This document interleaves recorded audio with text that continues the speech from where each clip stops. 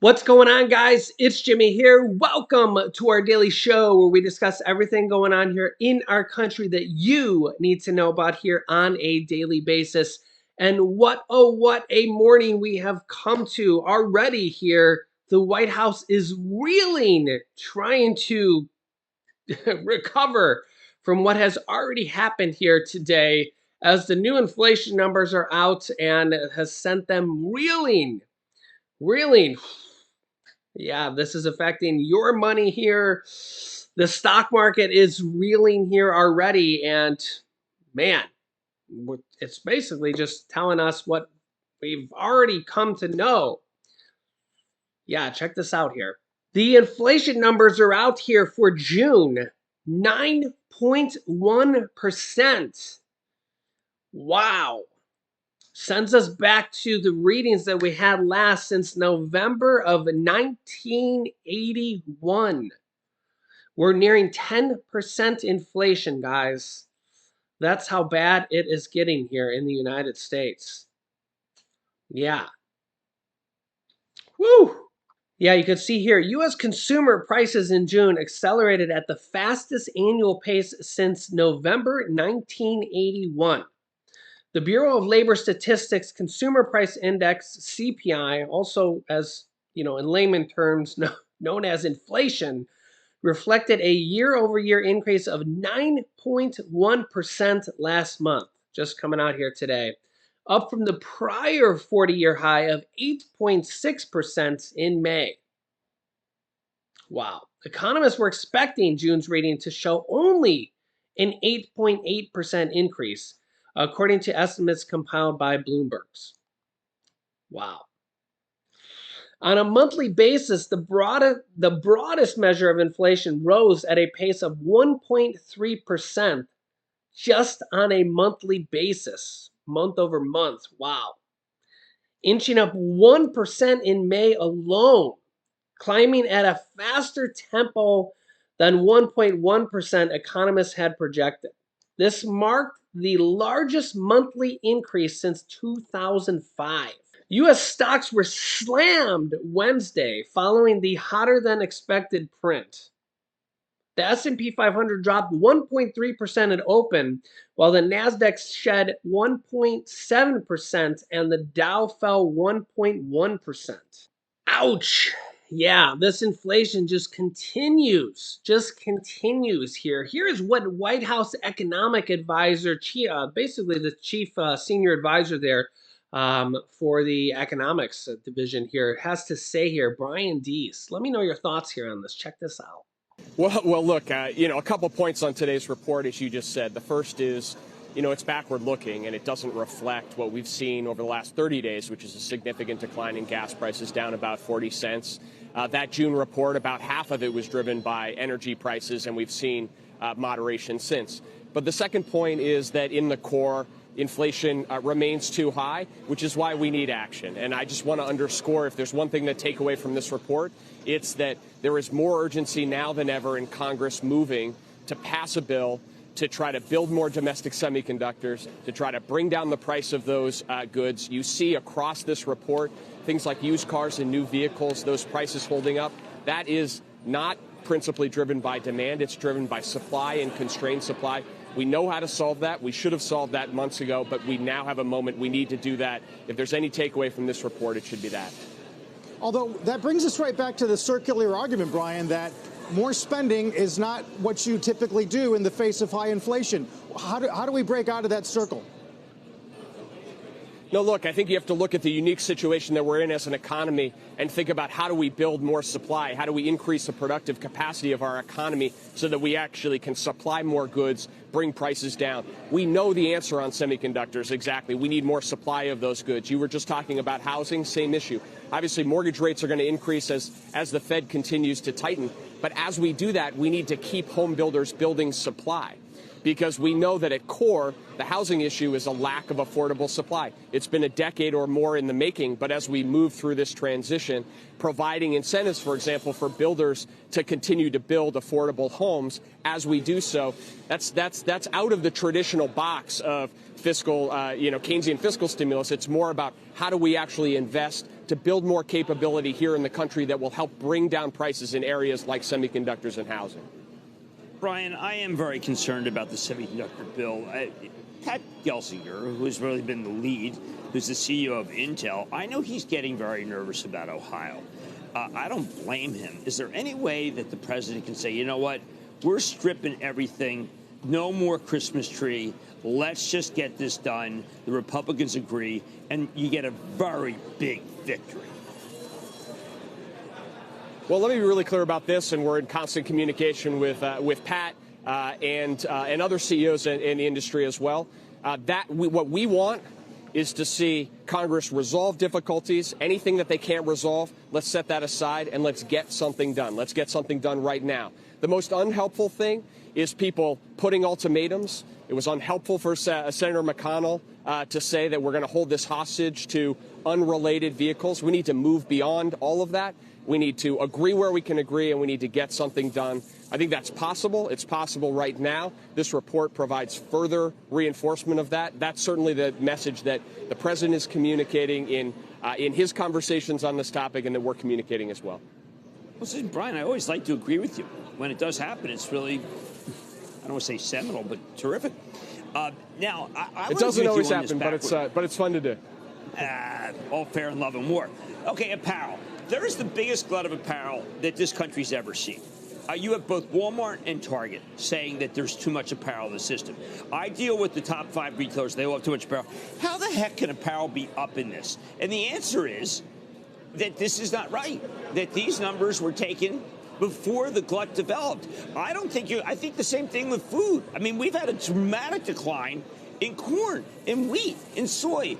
How come no one's paying attention to the fact that in the last 6 weeks, there's been a major change in this country with almost every one of the major things that have hurt us other than gasoline? And even gasoline's come down a bit. Why are we focused on these numbers and not what's about to happen? Well, look, I mean, I think the numbers come out, and we're in a fast-moving period, and so it's understandable for people to focus on it. But absolutely, wheat down 30% since the relative time frame. Gas down about 8%, oil down almost 20% during that period. And I think that you are seeing these cyclical shifts. We're in communications with similar on the retailer side, and there wasn't an inventory overbuild, and that is moving its way through the system. So I think that's why I think you have to look at these numbers and understand where they are outdated, but also understand that inflation in the core is too high, which is why we're focused on what we can do here this month. You know, this is an opportunity for us to get legislation done this month, not to put it off. There's no reason why we need to put it off for months, and this report underscores that. So the White House says that inflation has come down since then, since last month's reading, and these numbers are outdated and out of touch. Do you think so? Have you seen things come down? We know gas has come down a little bit. We'll get to that here in a second, but let me know your thoughts here in the comments. What do you think? What do you think? Meanwhile, we're also seeing electricity prices are on the rise all across the country as well. Here's a recent article here. For example, Texas electricity prices have risen 70% in the last year.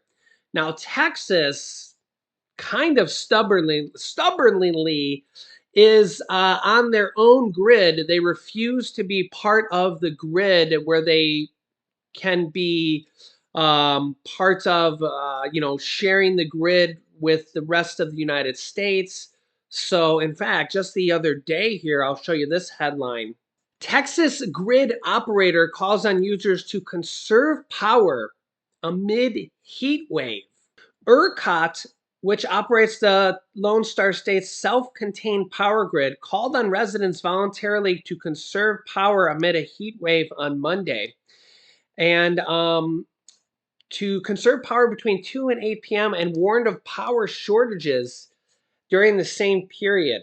This advisory from them comes 2 months after the grid operator called on customers to conserve power over the weekend of May 13th to May 15th, when 6 of their power plants unexpectedly went down that Friday in the state, causing the loss of some 2.9 megawatts of power. And of course, we know that also previously, back in 2001, more than 4.5 million homes and businesses were left without power in Texas winter.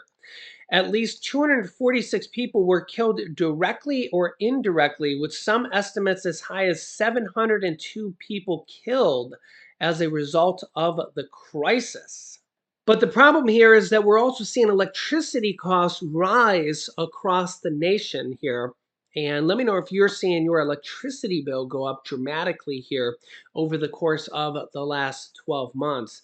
That is also making people feel the pinch. I do have a video where I just did it. I'll link you to it here in a moment, where you can get anywhere between $500 and $15 potentially, if you qualify, of utility assistance from your state, potentially, of utility assistance. And I'll show you how to do that in this video next. So check that out here in a minute. But oil prices here in the United States have come down to the lowest I have seen in a long time. So I guess there's a hint of good news in this for now. Don't hold your breath. But WTI crude oil is down to $95 a barrel. When was the last time we seen that? Brent crude actually down below $100 a barrel as well, is at $98.80. Gas prices are down to $4.63. As you can see here, the average here in the US. Diesel at $5.61. Really, these should be a lot lower. With gas at $95 a barrel, these prices should be below $4 a gallon. I mean, we're not even above $100 a barrel anymore, guys. These gas companies are really it's just the definition of price gouging us. I mean, I know gas has come down here. I mean, you could see a month ago, we were at 501 on average. Now we're at 463. So what is that? About a 40 cent drop here in a month. So, I mean, the White House is right there. We have dropped 40 cents in a month, as you can see here. This is right from AAA, these gas prices. But these prices are way higher than the price of gas or the price of oil reflects here. We're at $95 a barrel, guys. Remember that the all-time high of crude oil is almost $150 a barrel, okay? And we're 50% lower than that, more than 50% lower than that, okay? So if we're 50% lower than that, the all-time high of 50, let's see here, 501, literally 501, where we were a month ago, you could see here, we should be way lower than that. If we're 50% lower than the all-time high, why are we only 40 cents below the all-time high? These gas companies are just literally taking advantage of us. Literally taking advantage of us. It's an absolute sham. It's an absolute sham plus E, shame. Unbelievable. Yeah, here's some stuff that just makes my blood boil, and it should make your blood boil too. I got two different things here, actually. Number one, Shell just reaped, the gas company Shell, or oil company Shell, whatever you want to call it, just reaped an extra $1 billion from oil refining in just 3 months alone, as gas prices at the pump skyrocketed. This is money coming directly from you guys. And honestly, this literally wouldn't make a difference if Republicans were in control, if Trump was there, if whoever was the president. These are the gas companies taking advantage of us, guys. They just reaped an extra $1 billion in profits. And this is just one company. There's BP, there's Shell, there's Exxon, there's BP, ConocoPhillips. There's all these different gas companies, right? And this is only in 3 months. This is just an extra $1 billion from only oil refining. Unbelievable, right? Unbelievable. And you know what? They continue to get away with it. They continue to get away with it. In fact, you guys probably know this. I've covered this here if you've been watching my show. The Democrats tried to pass a bill against gas price gouging here back in May. In fact, they did pass it in the House, but they can't pass it in the Senate because no Republicans will vote on it. So you almost kind of get that feeling that the Republicans don't want to pass anything to help them because there's an election going on here. So, they're getting sponsored by the gas companies. I mean, I don't know. You tell me your thoughts here. But why would the Republicans not want to hold the gas companies accountable? You tell me here your thoughts in the comments.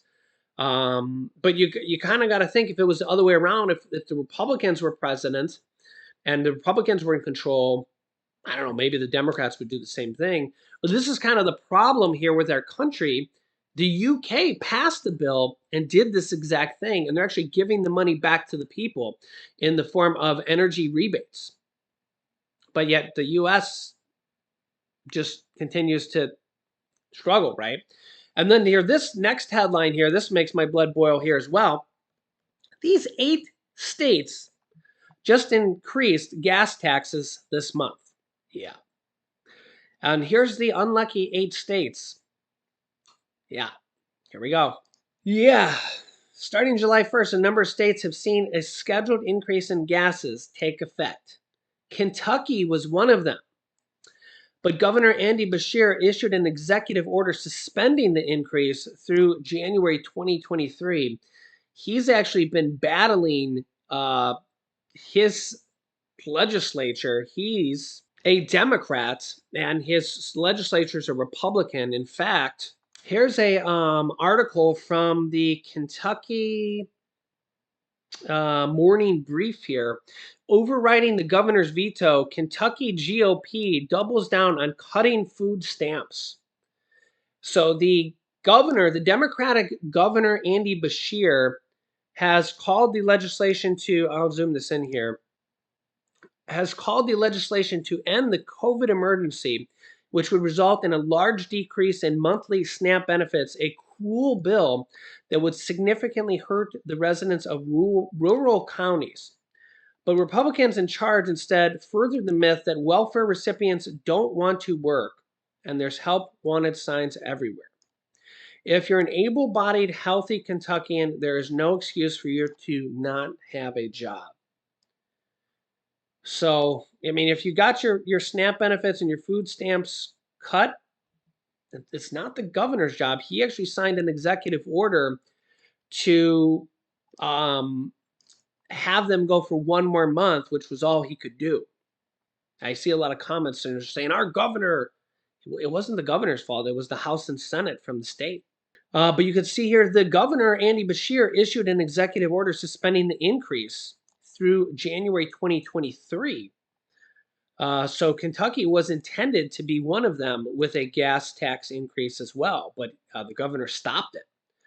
The move will save Kentuckians about $35 million, Beshear said, with the loss of revenue made up by the Transportation Cabinet Road Fund. Here are the states where gas taxes have increased so far this year. For more on gasoline price, well, here's more.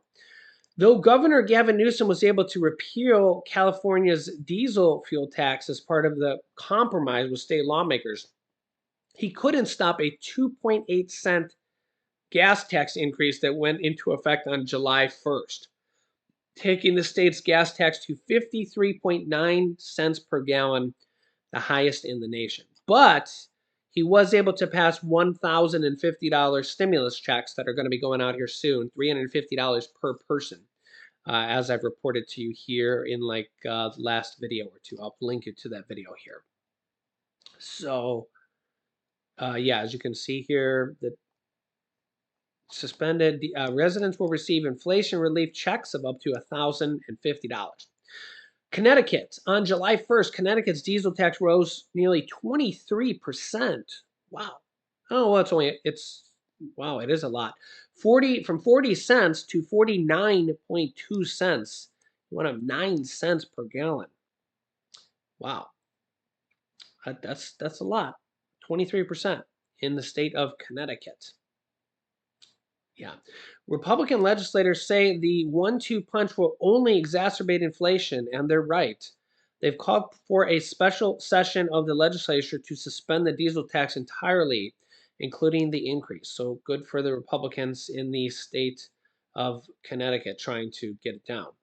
Illinois lawmaker Governor J.B. Pritzker doubled the state's gas tax to fund road improvements previously, taking it from 19 cents to 38 cents. That's actually not that bad. It's kind of middle of the road for the state. They now pay the third highest in the gas tax in the nation after Pennsylvanians. Yeah, 19 cents was low, but now it's high. Who pay 58 cents per gallon, and Californians who pay 53 cents. Since then, it has now inched up to 39.2 cents.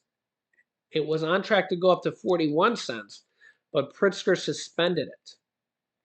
Yeah, yikes.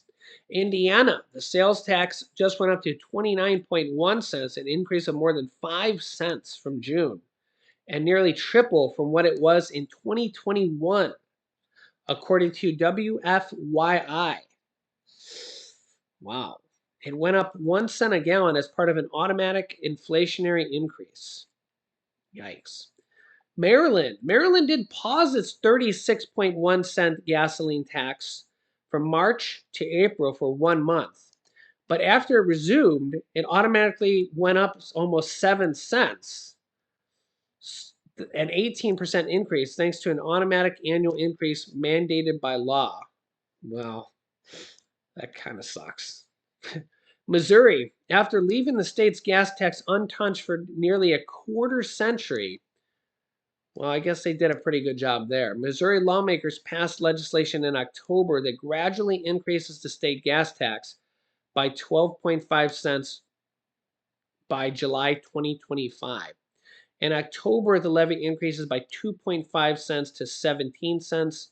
It goes up another 2.5 cents to 19.5 cents. And then by the 2025 deadline, it will be 29.5 cents a gallon. The increased tax will ultimately net the state an estimated $500 million for infrastructure projects. But the increase is fully refundable for most motorists if you keep your receipts. I talked about this earlier, and you submit them to the Missouri Department of Revenue website. So you don't have to pay this tax increase if you don't want to. If you just keep your receipts and submit them, drivers can start submitting gas receipts from October 2021 through June. So keep that in mind, and just go to Missouri Department of Revenue website. Just Google that, and you cannot pay the increase if you don't want to. How cool is that? I know it's crazy to even think that that's a thing, but it is. South Carolina legislator overrode a veto by the Republican governor Henry McMaster's. So they overrode his veto to pass an increase to the state gas tax by 2 cents. So the governor vetoed it, and the South Carolina legislature overrode his veto. Wow. Well, you can't blame the governor for trying, right? So it's going to go from 26 to 28 cents a gallon. The state collected nearly $900 million through March from the tax alone. Yikes. Virginia's gas tax rose 7% on July 1st, the result of legislation signed by Governor Ralph Northam in 2020 to fund road projects. The increase works out to about 2 cents a gallon, going from 26 cents to 28 cents. So let me know your thoughts here in the comments, and I will keep you up to date here on everything going on here that you need to know about here on a daily basis. Make sure to subscribe down below. It's completely free to do so. New videos come out here every day at 10 a.m., 3 p.m., and 8 p.m. Eastern Standard Time. You can click here to see my new video about what Senator Mitch McConnell just did. It's crazy. And here's my newest video on stimulus checks that are going out here now in some cases. So click on one of those videos next. Thanks for watching, guys, and I'll see you in the next video.